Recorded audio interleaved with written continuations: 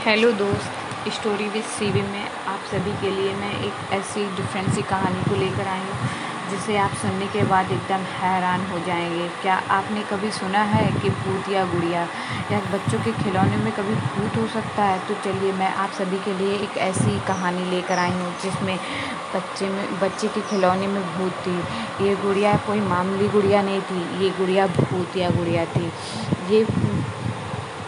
ये कहानी भूतिया गुड़िया की है।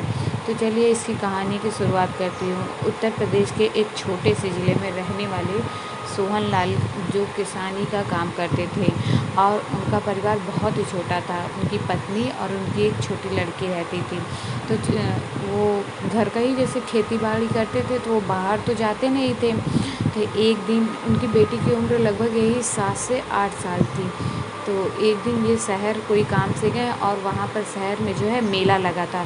तो वहाँ पे एक बहुत ही लुभाती गुड़िया दिखी और उन्होंने उस गुड़िया को जो है ख़रीद लिया। सोचा इतनी लुभाती है, मेरी बेटी देखेगी तो खुश हो जाएगी, इसीलिए सोहन लाल ने उस गुड़िया को ख़रीद लिया।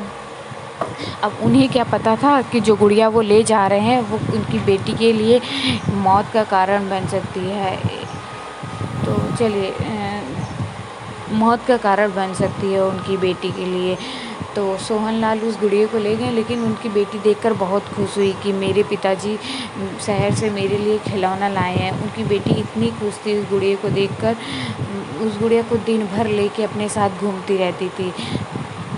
तो सोहन लाल को बहुत खुशी हुई कि मेरा लाया हुआ चीज़ मेरी बेटी को पसंद आया। तो वो अपने साथ उसको रखती थी और सोहन लाल और उनकी पत्नी खेत का काम करते थे। जैसे कि मैंने आपको पहले ही बता चुका है, वो लोग खेत का काम करते थे।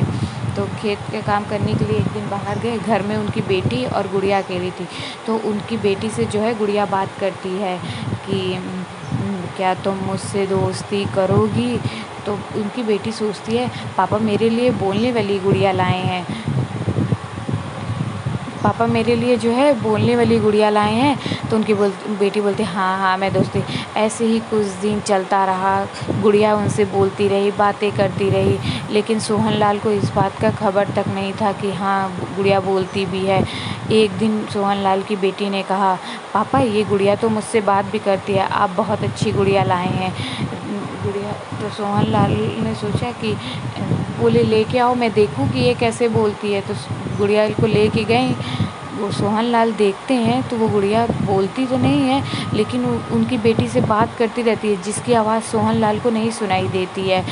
सोहन लाल सोचते हैं मेरी बेटी अभी छोटी है, नादान है, इसलिए ऐसी बातें कर रही है। तो वो गुड़िया एक दिन रात में लेके सोई रहती है अपने साथ उसकी बेटी। तो उसमें से आवाज़ आती है चलो हम लोग कुएं के पास चलते हैं, वो कुआं तुम्हें बुला रहा है। तो वो कुएं के पास जाते हैं और वो दोनों कुएं के पास चली जाती है बेटी और गुड़िया।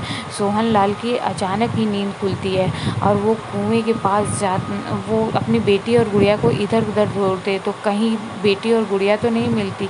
उसके बाद सोहन लाल एक कुएं के पास जाते उस कुएं के पास जाते हैं जहाँ बेटी और गुड़िया गई थी। सोहन लाल जो देखते हैं उनकी देख के आंखें एकदम चौंक सी जाती है।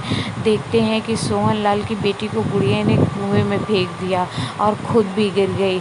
उसके बाद उनकी बेटी जो कि गुड़िया के साथ गिरी थी, लेकिन वापस सिर्फ उनकी बेटी ही कुएं से बाहर निकली।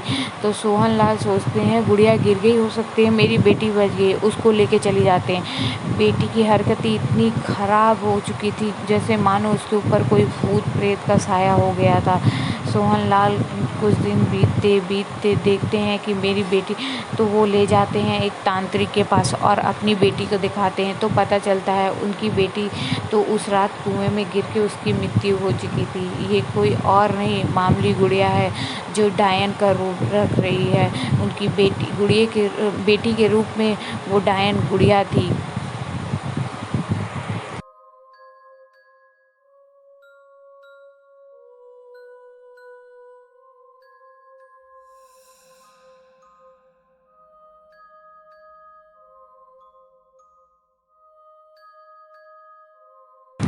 उनकी बेटी ले जाते हैं सोहन लाल, तांत्रिक कुछ उपाय उनको बताते हैं तो वो सोहन लाल करते हैं, लेकिन उनकी बेटी वापस तो नहीं आ सकती।